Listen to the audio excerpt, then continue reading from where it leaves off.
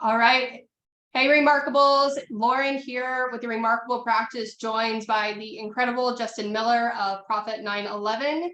He has been super generous with his time today and is going to walk us through some of the top marketing tips that you need to know to help your practice grow, scale, thrive in 2023. Justin? Cool. Thank you, Lauren. Yep. Let me go ahead and I will share my screen here with you all. And we're going to be talking about some things that aren't usually talked about. We're going to talk about offline marketing and how that dovetails with online and how you can use it in your practice, because I guarantee you, your competitors are not doing it right now. So let's dig right in. During the session, we got a few things we're going to cover, and we're going to hit them quick. I'm going to talk fast. If you have follow-up questions that don't get answered here, by all means, the staff can put you in contact with me, or you can find me in the Facebook group. We're going to talk about the one media 99% of your competitors don't use. I'm going to give you 3 actual things you can put in play before we're done here. I'm going to talk about which one to do first, because I know you're all busy. So I'll give you, if you just had to do one, what should it be? And finally, some simple ways to boost the response of your marketing that doesn't really cost you any more money. So really quickly, I know I'm new to TRP, so who the heck is Justin Miller and why am I a success partner there? So I'm a self-employed guy, been that way since '96, written a bunch of books on marketing, and I'm in charge of direct mail services here at Profit 911 Consulting, which is a marketing agency. Do a lot of speaking. We also do digital marketing, and we send millions of pieces of mail out of this office right here every single year. You can see my wife, Kat, there, and 3 kids. Is an old photo. They're much more trouble now. I don't think we've sat down for a photo in a long time. But yeah, I'm really deep down into marketing, but it wasn't always that way. I've been an entrepreneur at heart. My first business was actually as a disc jockey. I started that when I was 14 years old. And there was one turning point that made me turn to marketing. And you might have this in your practice as well, when marketing started becoming of interest to you. But this is, you're looking at a picture of tickets from Ticketmaster for an event I hosted in 2002. It's called the Element Mobile Nightclub. It was an under 21 dance party. High school kids come out. We had, big racks of laser lights, fog, giant screen, jumbotron video, confetti cannons, t-shirts, glow sticks, you name it. And we rented out this facility called the River Center in Davenport, Iowa. The hall, Mississippi Hall, I believe, had about a capacity of 1,200-ish people. And we did a ton of radio advertising for this. So for about 2 to 3 weeks leading up to this event on October 11th, we were on every single station break on the top 40 station between 3 p.m. and 11 p.m. And this is back 2002, it was before streaming. So, the high school kids were listening to the radio, they heard it. We had the DJs doing remotes. I was in the studio there helping them and pitching everything. And basically, if you were listening to that top 40 radio station, you heard our advertisement. Flash forward then to October 11th, we set up, we rented a U-Haul, hauled everything over there, got all the t-shirts prepped. We had, security officers from the local police department there. And, about 6:30, we were all set to go for a 7:30 open. 7:30 open, we rolled up this gigantic metal garage door to let everyone in and go through the metal detectors. And all said and done, we had about 80 kids there. So I lost a fortune that night. A lot of it gambled on credit cards. And it was a turning point for me. It's one I still remember well. Now, we didn't get a lot of students there, but I tell you, there was one group that I did have a lot of people disproportionately of. And that was the media. There's a newspaper clipping I have somewhere in a drawer, and the headline of the article was "Plenty of Room on the Dance Floor." And that one hurt. That was some salt in the wound there. But that was a turning point for me where I decided, maybe I'm not as smart as I think about marketing, and I better learn more. And blindly throwing money into one media really just didn't work for me. So I've learned a lot of things. I've made a lot of mistakes since then. I got some things that are working. I'm going to share with you some shortcuts, some things that I know work, because we give a lot of people the same advice and we implement it for them, so we know it works. And one of the things I'm going to spend most of the time on today is Direct mail. I doubt anyone's talked about it before to Remarkables here. It's not a sexy media to use. It's not in fad. It's not new. It's not AI. However, it hasn't died. It's not extinct. You can make it work if you know what you're doing. And I'll share, the tricks to that. Just to prove I'm not biased towards direct mail, my agency, Profit 911, actually started as a digital marketing agency, and we still have that division across the building over there. So this is not a substitute for digital media. It's actually a game of kind of 1 + 1 = 3, which media oftentimes is. When you have multiples in play and you're able to hit from multiple angles, everything helps lift the other media. So a couple stats. Direct mail, it gets noticed. I mean, yeah, some gets thrown away, but so does every media, but 70% of it gets opened. If you're a digital marketer, which I realize a lot of you aren't, but if you're paying attention to stats, a 70% open rate is amazing. Typical open rate for a house email list might be like 15, 20, 25%. So 70 is significant. And 79% read the message for 1 minute or more. Email lifespan is usually a few seconds. And then we have a little comic there. Those of you that remember back when email was still fun to get, woo, I got an email, and now you can't get rid of it fast enough. Just this morning, I think I put about 50 filters and email rules in my inbox to get less stuff in there. And if you're using postcards, by the way, the open rate's 100%. There's nothing to open. The message is right there. So let's talk about why offline media matters to you and your practice. So email versus direct mail. And again, there's room for both. There is no bad media, but email lifespan, it's a few seconds. We know that in general, most of those are gone and never see the light of day again. Radio and TV ads, while they're playing, 30, 60 seconds, whatever you paid for. Direct mail, the stat has an average lifespan of 17 days, which is unique. That means if someone has an inkling of interest or need for your service, they're going to hold on to the piece that you sent them. And we have a lot of clients that will attest to this. I will myself. I was a user of direct mail before a seller of direct mail. We get random phone calls from pieces of direct mail content we put out 8, 10, 12 months prior. Now, you should have a quicker response initially, but the lifespan is just absolutely amazing if you put out a good piece. So why offline matters? So there's less competition. I doubt you've ever received a piece of direct mail from a chiropractor.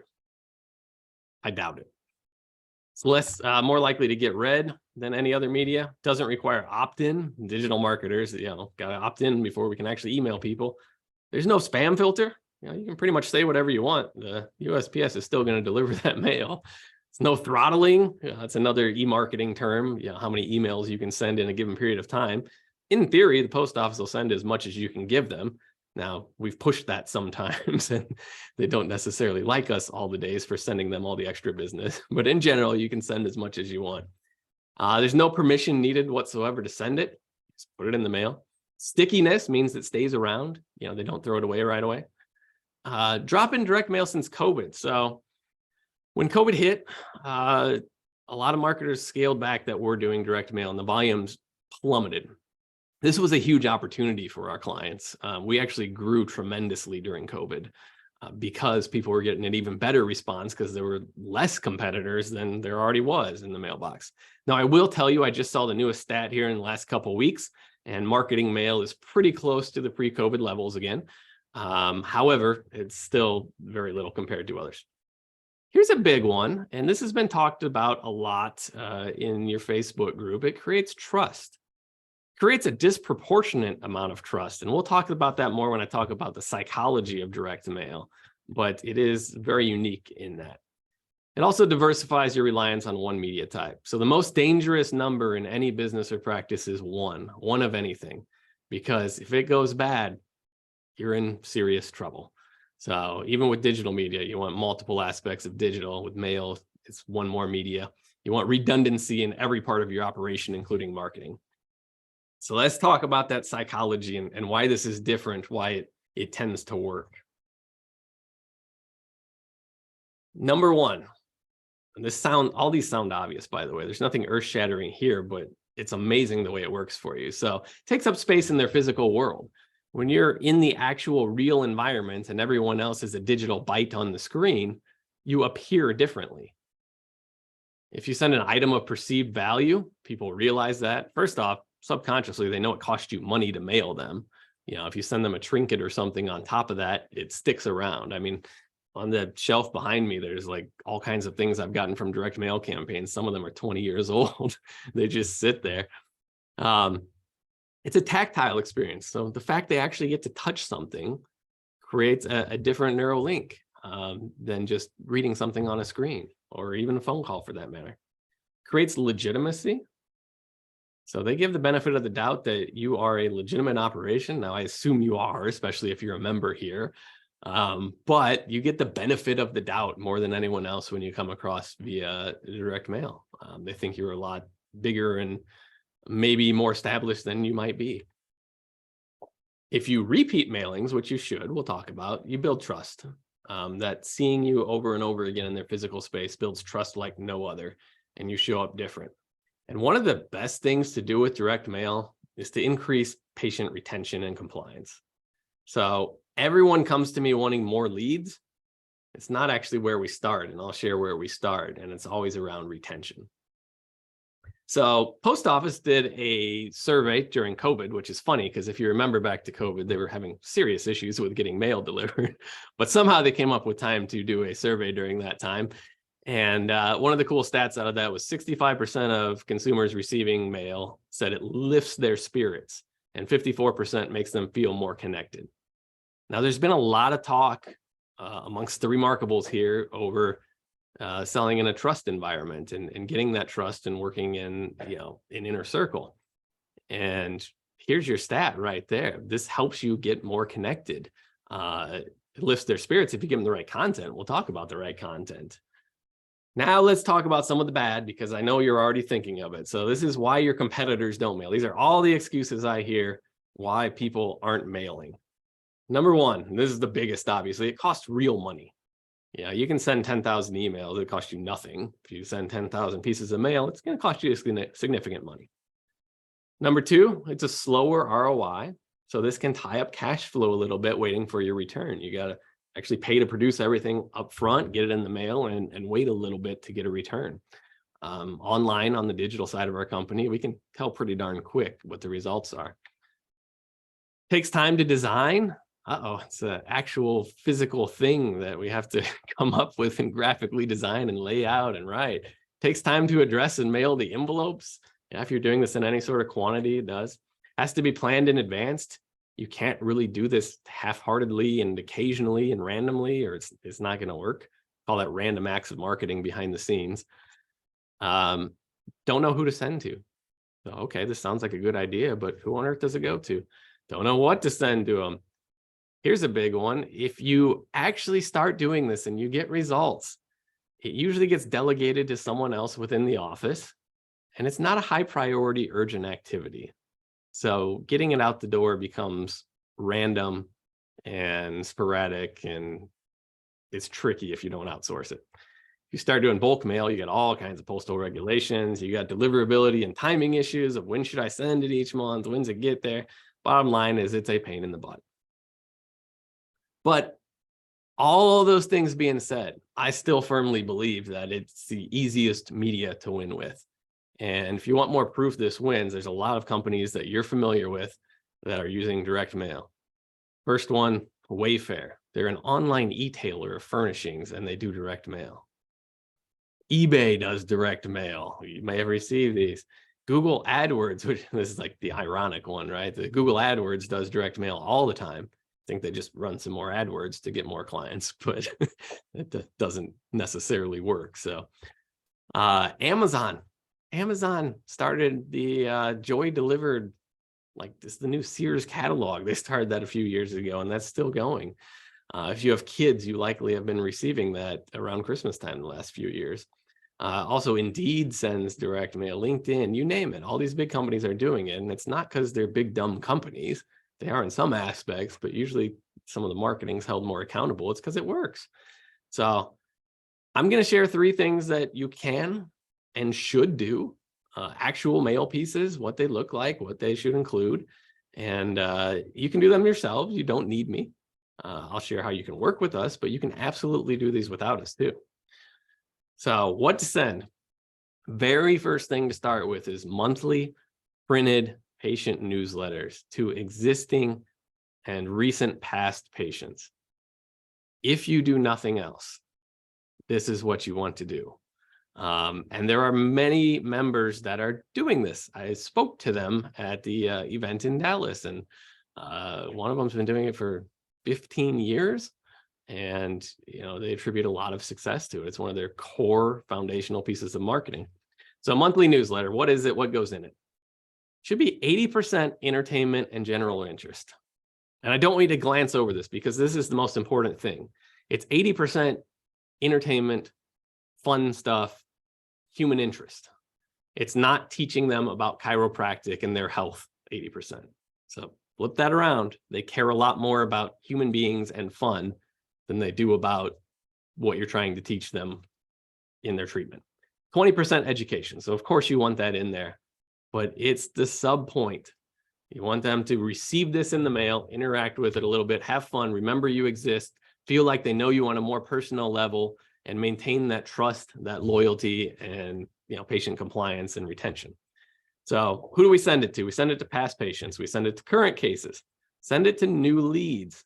Now, new leads don't stay on there forever. If they don't come into the office, they're going to get kicked off there.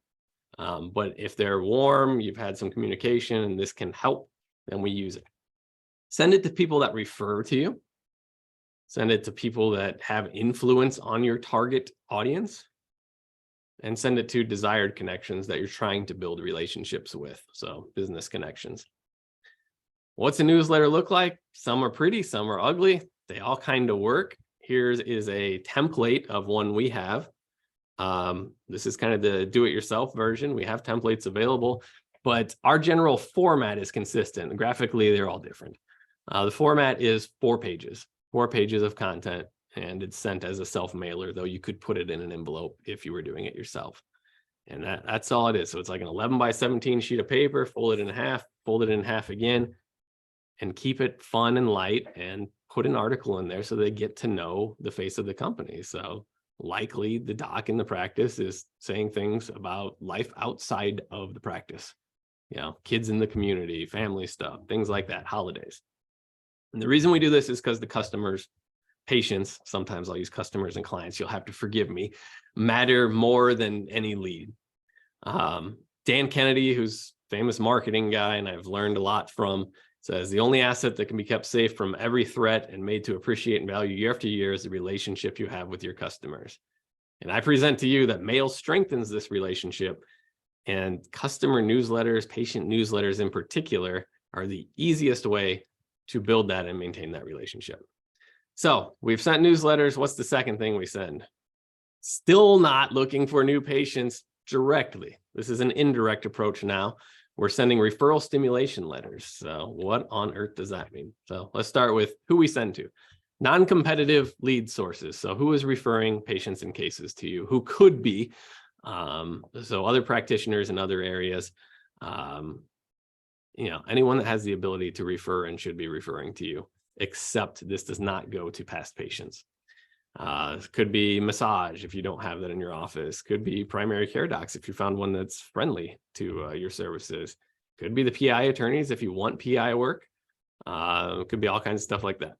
So what do we send them? We send them an intro letter, regular single sheet of letter, tri-folded. Send them a brochure, and we send them testimonials or reviews. So if you're doing good in like the Google review game, we would take screenshots of those and print them out. And some of you are. I looked at several members' websites after and during the Dallas event, and some had great online presence, some had none, but that would be a good spot to get those from. Where do we send them to?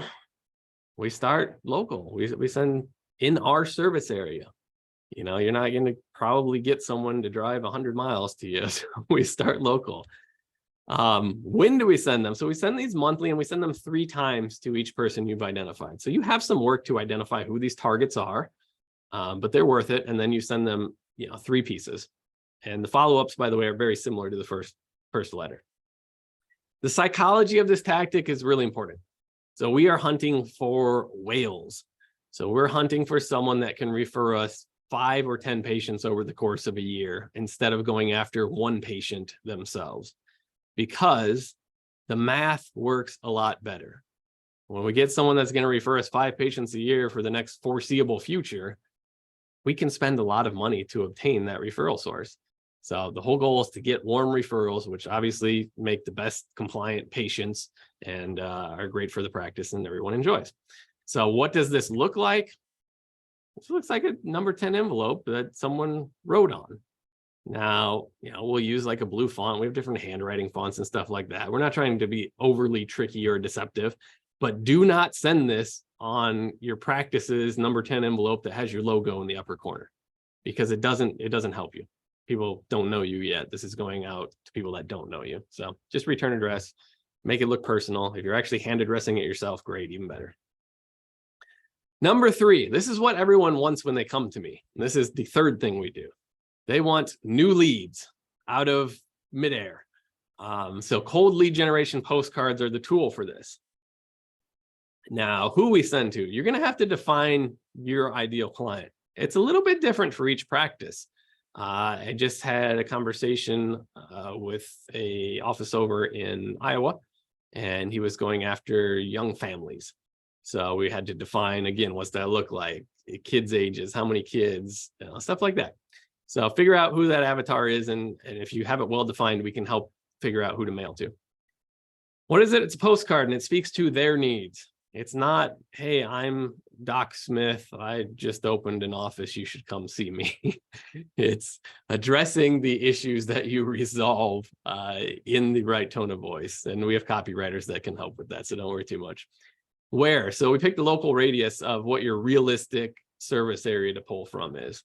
And we pay attention to population too. So if you're a very dense population, we would take less geography. If it's more rural, then obviously we can go further out. Again, though, we have to mail these repetitively. So 3 times. You can mail more if you're getting a return after the 3rd one still. But you want to do 2 to 4 weeks apart and hit them 3 times. People ignore stuff. They need repetition to build that trust. And the other reason is we have to have that postcard show up when they actually need you.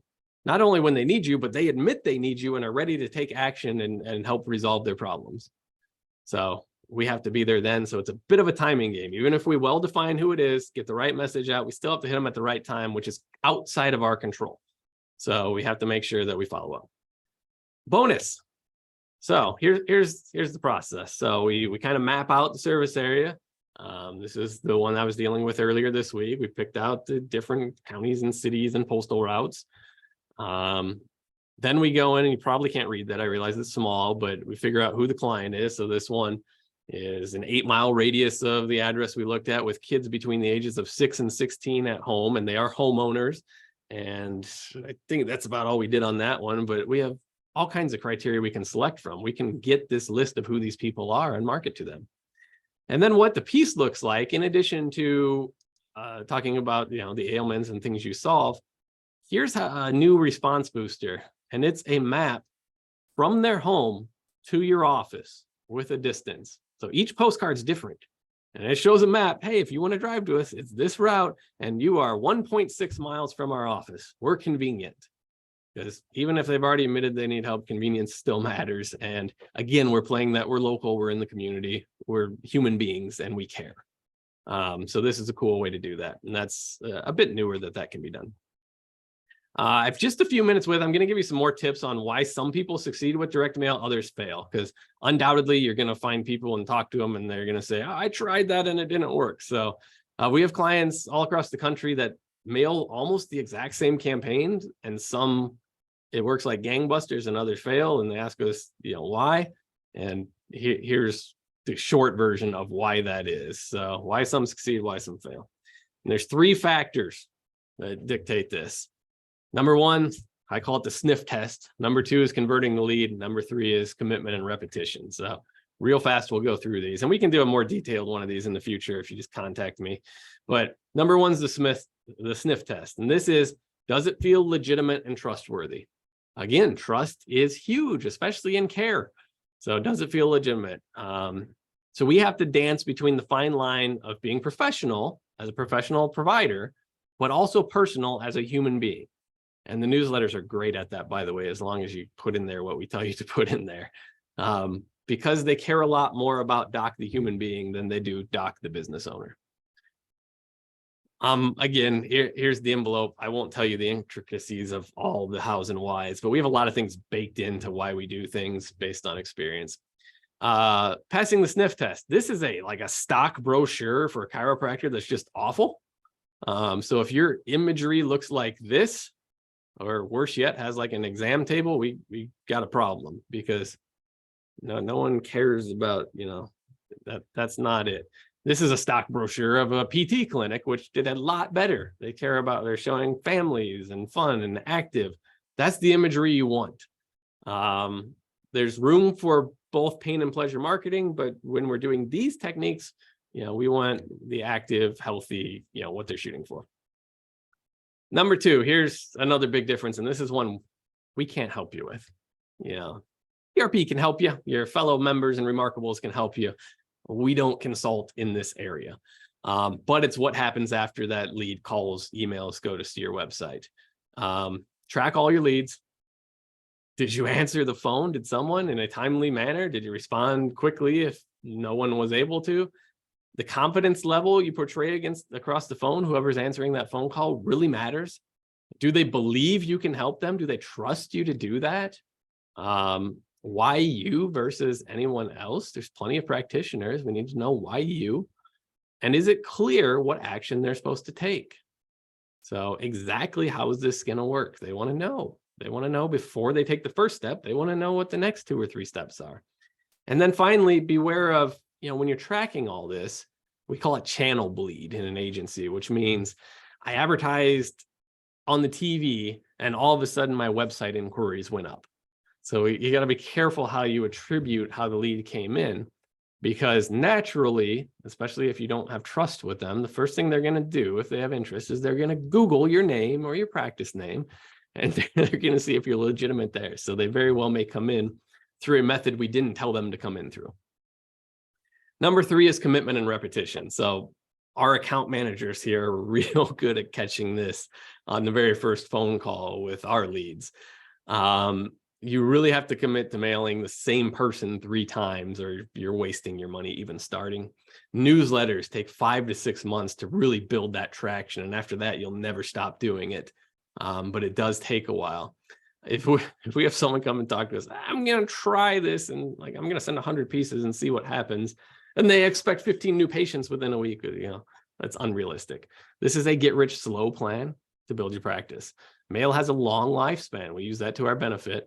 And again, we have to be in the right place at the right time, which isn't up to us. The fact that we want to grow our patients by 10% this month has nothing to do with whether or not they need your service right now. So where and how to start with newsletters. I said it before, I make no qualms. This is always where to start. And if you stop there too, that's fine. It will have an impact. It will help. So if you only do one, do newsletters. And if you don't outsource it, do it yourself, but get it done. We have what we call the GSD chasm. I don't know if you guys use this terminology or not, but it's the get stuff done chasm. I share all the 3 things that we would do, and it's honestly all we would do in direct mail typically. And everyone wants to know how, and we can help you, but those are the methods. You can do it yourself. We offer shortcuts. We have this poster hanging, it's out in our hallway, money loves speed. So we offer shortcuts to growth. That's what we're in. We're in the accelerating small business is what we do.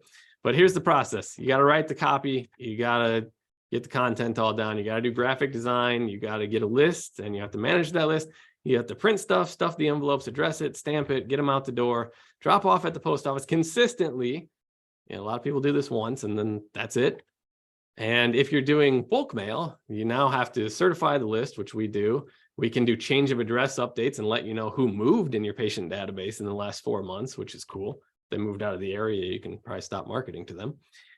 We've removed bad addresses, do all this pre-sort and all kinds of other stuff. And if you do that, all of a sudden you have an operation that looks like this, and you're running a direct mail business instead of a professional practice. So this is our print shop. We have several full-time staff members that all they do is print and stuff envelopes and then take it to the postal facility and question their life decisions because they're taking so much mail over. This is Peyton, actually. It's one of our staff members' sons. It's a great picture for explaining what that feeling is. So bottom line, though, I hope I didn't overwhelm you with too much. Start wherever you're at.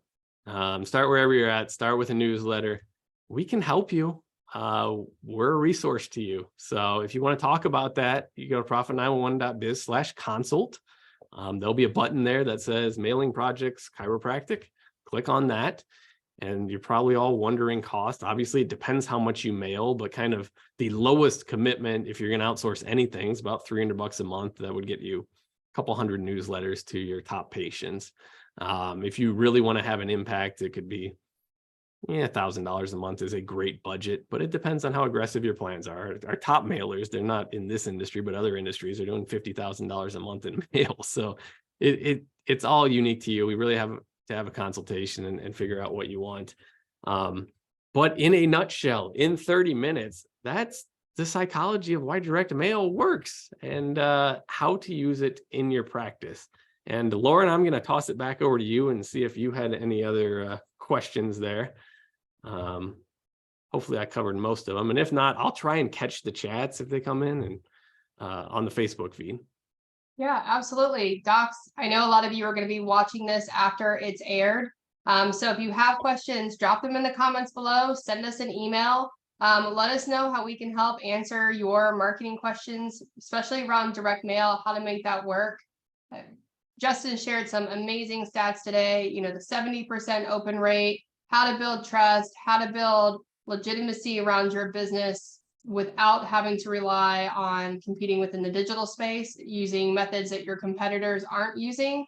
Solid gold. So again, guys, just drop those comments in. We'll be forwarding these to Justin for all week. If you ever have any questions, he's in our group, so go ahead and tag him. At Justin Miller or at Profit911. They're in here and ready to answer and help you guys out. We appreciate you all.